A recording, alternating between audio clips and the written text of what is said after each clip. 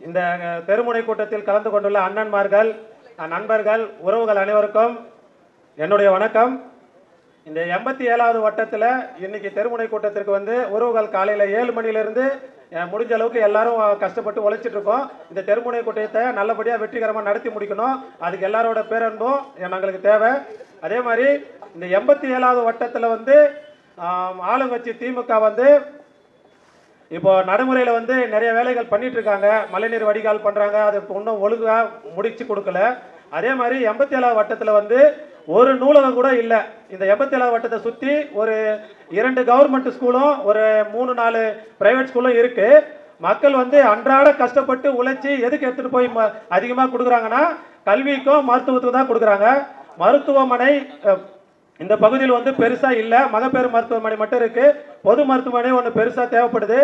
முக்கியமாக வந்து ஒரு குறைந்தது ஒரு 20 ஆண்டு காலமா வந்து பாடி பிரிட்டானியா பேருந்து நிலையம் கிடையாது, யாதவால் தெருக்கு பேருந்து நிலையம் கிடையாது.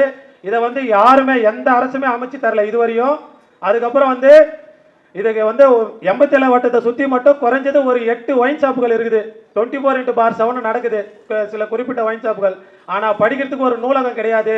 சிறப்பான இளைஞர்கள் விளையாட வந்து திடல் கிடையாது, விளையாட்டு திடல் கிடையாது. பொதுமக்கள் வந்து இளைப்பாற வந்து பார்க் வசதி கிடையாது. இதை வந்து இத்தனை முறை ஆட்சி செய்த எந்த ஆட்சிகளும் திராவிட ஆட்சியோ அமைப்பும் செய்து கொடுக்கல இதுவரையுமே.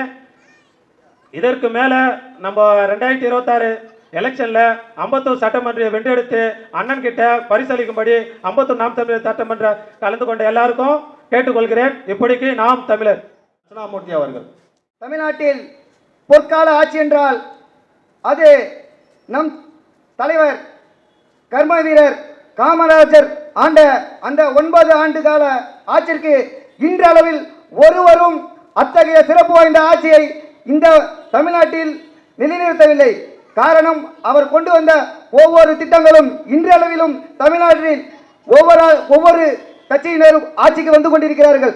ஆனால் எந்த கட்சி ஆட்சிக்கு வந்தாலும் நம் காமராஜர் கொண்டு வந்த எந்த ஒரு திட்டத்தின் நிழலை கூட அவர்களால் இன்று வரை தாண்ட முடியவில்லை. காரணம், அவர் கொண்டு வந்த கல்வி திட்டமாக இருக்கட்டும். அவருக்கு காமராஜர் ஆட்சிக்கு வருவதற்கு முன்பு ராஜாஜி என்ற ஒரு தலைவர் இந்த தமிழ்நாட்டை ஆண்டு கொண்டிருந்தார். அவர் குலத்தொழில் திட்டத்தை அமல்படுத்தி வைத்திருந்தார். ஆனால் நம் பெருந்தலைவர் காமராஜரோ இந்த தமிழ்நாட்டின் முதலமைச்சர் ஆனவுடன் அவர் இட்ட முதல் கையொப்பம் அந்த குலத்தொழிலை ரத்து செய்துவிட்டு 6000 பள்ளிக்கூடங்களை திறக்க சொல்லி உடனடியாக ஆணையிட்டதுடன் இல்லாமல் அதுக்கு கையொப்பமிட்டு உடனடியாக 6000 பள்ளிக்கூடங்களை திறக்க வேண்டும் என்று உத்தரவிட்டார். அத்துடன் நிறுத்தி கொண்டாரா? இல்லை. அந்த 6000 பள்ளிக்கூடத்திற்கு வரும் மாணவர்கள் பசியறிந்த நம் காமராஜர் மதிய உணவு திட்டத்தை கொண்டு வந்தார். மதிய உணவு திட்டம் எத்தகைய சிறப்பு வாய்ந்தது என்றால், அன்றைய காலகட்டத்தில் தமிழ்நாட்டில் நிதி நெருக்கடி பெரிய அளவு தலைவிரித்தாடியது. அந்த நிலை நெருக்கடியிலும் எத்தகைய நிலை நெருக்கடி இருந்தாலும் நான் கையேந்தியாவது என் பிள்ளைகளுக்கு உணவளிப்பேன் என்ற உன்னத உணர்ச்சியோடு அன்று அந்த மதிய உணவு திட்டத்தை இந்த தமிழ்நாட்டில் கொண்டு வந்தார். அத்துடன் நிறுத்தி கொண்டாரா? இல்லை. சீருடை அன்ற காலகட்டத்தில் ஜாதி வெறி மிக பெரிய அளவில் தலை தோங்கி இருந்தது. அந்த ஜாதியை ஒழிக்க வேண்டும் என்றால் முதலில் மாணவர்கள் மனதில் இருந்து அந்த ஜாதி வெறியை அகற்ற வேண்டும். அதற்காக கொண்டு வந்தார் அனைவருக்கும் சீருடை. பணக்காரன் பலபலவென்று உடை அணிந்திருப்பான், பறையனோ அவன் சமுதாயத்தில் தாழ்த்தப்பட்டவன் என்று அவர்களுக்கு ஒரு முற்றுகை குத்திருக்கிறார்கள். அதனால் அவர்கள் வறுமை கோட்டில் இருப்பதால் அவனால் அந்த பளபளப்பான ஆடையை அணிய முடியாத சூழல் இருந்தது. ஆனால் இத்தகைய ஏற்றத்தாழ்வுகளை ஒழித்து கட்டுவதற்காக நம் பெருந்தலைவர் காமராஜர் அவர்கள் சீருடை என்று ஒரு மாபெரும் திட்டத்தை கொண்டு வந்து பார்க்கும்போது அனைவரும் சீருடை அணிந்து ஒரே மாதிரி சீருடை அணிந்திருக்கும் பொழுது அப்பொழுது கேட்கிறார், இதில் தாழ்ந்த ஜாதிக்காரன் யார், கீழ் ஜாதிக்காரன் யார், உயர்ந்த ஜாதிக்காரன் யார் என்று கேட்கும்பொழுது எந்த ஒரு வேறுபாடும் தெரியவில்லை. அனைத்தும் சமமாகவே தெரிகிறது. அத்தகைய புரட்சி வந்த திட்டத்தை இந்த தமிழ்நாட்டில் கொண்டு வந்து சாதித்து காட்டினார். அத்தோடு நிறுத்தி கொண்டாரா? இல்லை. அவர் ஆண்ட 9 ஆண்டு கால ஆட்சி காலத்தில் அவர் இந்த தமிழ்நாட்டில் 17,000 பள்ளிக்கூடங்களை திறந்து படிக்க வைத்தார். ஆனால் இன்று ஆளும் இந்த திருட்டு திமுக அரசோ அவர் பள்ளிக்கூடங்களை திறந்து படிக்க வைத்தார், இவரோ மதுபான கடைகளை திறந்து குடிக்க வைத்துக் கொண்டிருக்கிறார். நாங்கள் ஒன்றும் ஆதாரம் இல்லாமல் கூறவில்லை. 6 நாட்களுக்கு முன்பு நான் காட்சி ஊடகத்தில் பார்த்தேன். ஒரு ஆசிரியர், இந்த நாட்டில் நல்ல சமூகம் உருவாக வேண்டும் என்றால் அது ஆசிரியர்கள் கையில் தான் இருக்கிறது. ஆனால் அந்த ஆசிரியர் காலை வரும்போது நல்ல நிலையில் வருகிறார், மதியம் உணவிட வேளையில் அவர் செல்லும் பொழுது நிறைந்த மது போதையில் உணவு இடைவேளை என்பது 1 மணி நேரம் தான் அனைத்து பள்ளிகளிலும் இருக்கும். அந்த 1 மணி நேரத்தில் அவர் நடந்தே சென்று அந்த மதுபான ஆலையில் குடித்துவிட்டு அவர் தன்னிலை மறந்து ஆடிக்கொண்டே அதே வகுப்பறையில் வந்து படுத்து தூங்குகிறார். அதை பார்க்கும் நம் மாணவர்கள் எத்தகைய மனநிலைக்கு ஆளாகுவார்கள்? நான் இங்கே கூற வருவது என்னவென்றால், அந்த பள்ளிக்கூடத்துக்கு எவ்வளவு அருகில் அந்த மதுபான கடை அமைந்திருந்தால் அவர் நடந்தே சென்று குடித்துவிட்டு அந்த பள்ளிக்கு வந்திருப்பார். அப்போ நாளை நல்ல சமூகத்தை இந்த ஆசிரியர்களால் எவ்வாறு நிலைநாட்ட முடியும்? அவர் எத்தகைய மன உளைச்சலுக்கு ஆளாகியிருந்தால் அந்த மதுபானைகள் மது அருந்திவிட்டு வந்து அந்த பள்ளிக்கூடத்தில் உறங்குவார். இன்று ஆசிரியர் சமூகத்தில் தான் நல்ல ஒரு சமூகத்தை படைக்க முடியும். இன்று அதுவும் கேள்விக்குறியாகி கொண்டிருக்கிறது. இத்தகைய நிலை இதே மாரி தொடரும் என்றால் தமிழ்நாட்டை நல்ல சமூகமாக படைக்க முடியாது. காரணம், இன்னைக்கு அனைத்து பள்ளி சிறுவர்களிடம் அன்னைக்கு காமராஜர் ஆட்சி காலத்தில் பள்ளிக்கு சென்ற குழந்தைகள் எல்லாம் புத்தகத்தை எடுத்து சென்றார்கள். ஆனால் இன்று கூலி ஆன்ஸ் அதை தடுக்க வேண்டும் என்பது யார்?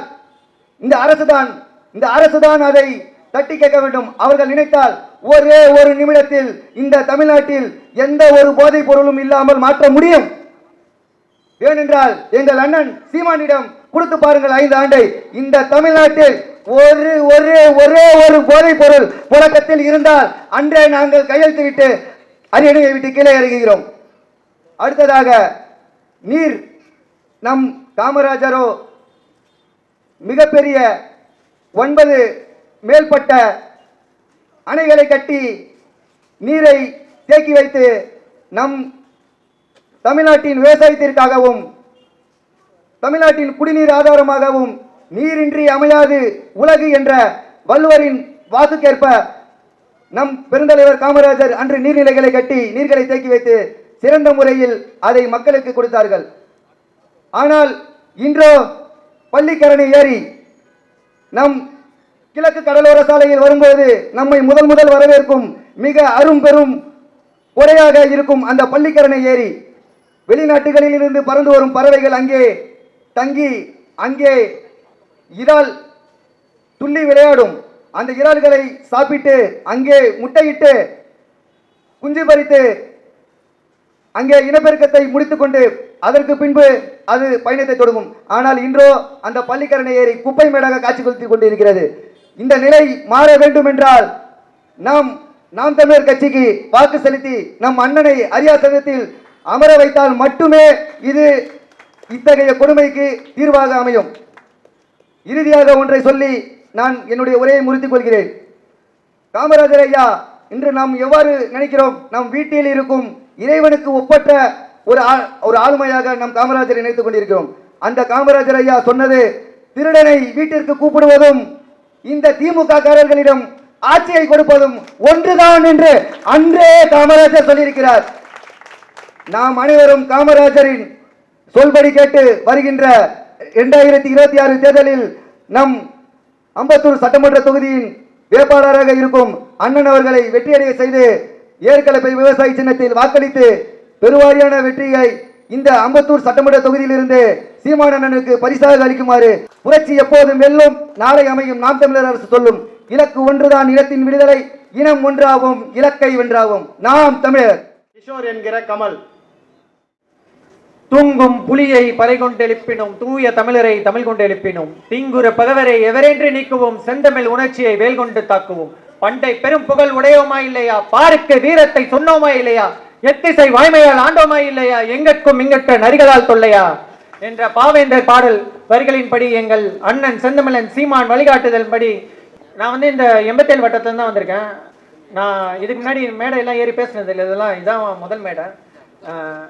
இப்போ எதுக்கு இங்கெல்லாம் ஒன்று கூடியிருக்கோன்னா, பெருந்தலைவர் காமராஜர் ஐயா அவருக்கு பிறந்த நாளை முன்னிட்டு இந்த திருமுனை கூட்டம் வந்து முன்னெடுக்கப்பட்டிருக்கு.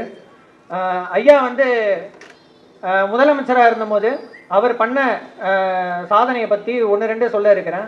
ஐயா முதலமைச்சராக இருக்கும் போது அமைச்சர் பெருமக்கள் வந்து அதாவது இங்கே இருக்க இளைஞர்களுக்கு வந்து வேலை எடுத்துகிட்டு வரணுன்றதுக்காக பெருந்தலைவர் காமராஜர் ஐயா அவர்கள் என்ன முன்னெடுத்தாங்கன்னா 10 சக்கரை ஆலையை வந்து எடுத்துகிட்டு வரணும்னு இங்கே இது பண்ணாங்க. அப்போ வந்து ஜாப்பனீஸ் மிஸ்டிபிஷி அந்த நிறுவனத்திலிருந்து அங்கே வந்து ஒப்பந்தம் போட்டு இங்கே பேசுகிறாங்க.